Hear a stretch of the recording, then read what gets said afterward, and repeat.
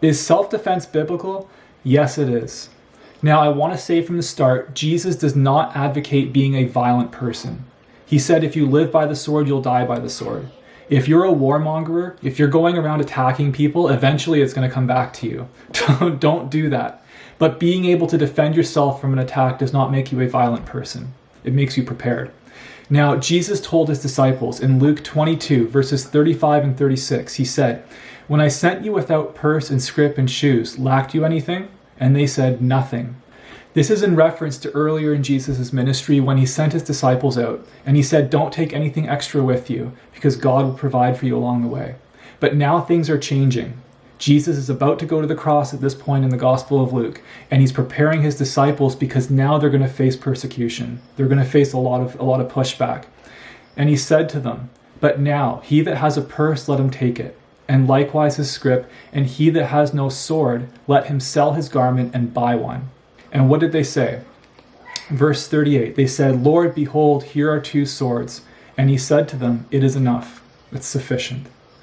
You see, they don't need to be armed to the teeth.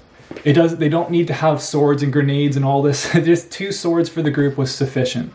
They were traveling through the wilderness in Judea, and it was common that there was a lot of robbers who would not only steal from them, but even kill them, or wild animals that would attack them sometimes. And so having the swords was there for the purpose of self-defense, and at the very least as a deterrent. You're less likely to attack someone who's armed. So yes, God, even Jesus in the New Testament, does defend the purposes of self-defense. Now later on in chapter 22, Jesus gets arrested, and he tells his disciples not to fight back. Not because it was wrong to have self-defense, but because Jesus' purpose, his time, had come. He knew this is the time when he was going to go to the cross, and he wasn't going to fight back or resist it or try to slip away or anything like that. He knew he had to be taken. So he told his disciples not to fight back under those circumstances. Now, if you jump back to Matthew 5, verse 39, Jesus says this, "I say to you that you resist not evil, but whosoever shall smite thee on the right cheek, turn to him the other also."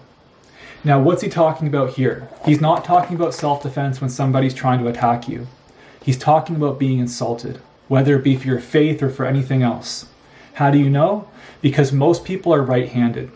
And if a right-handed person is facing you and they hit your right cheek, like Jesus said, it would have to be a backhanded slap.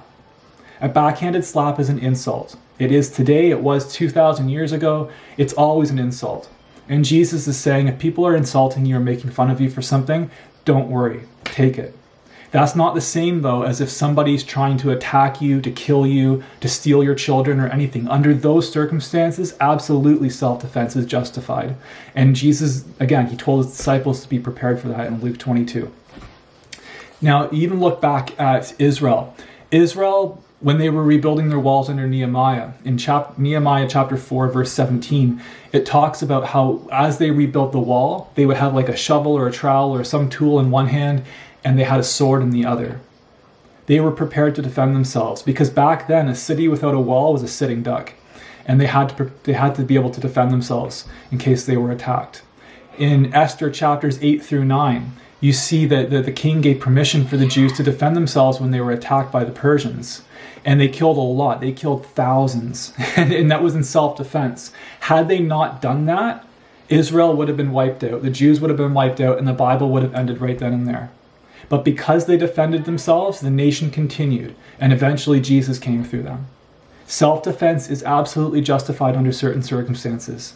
Not when somebody's insulting you or making fun of you, but if they're trying to attack you or someone else, absolutely self-defense is justified.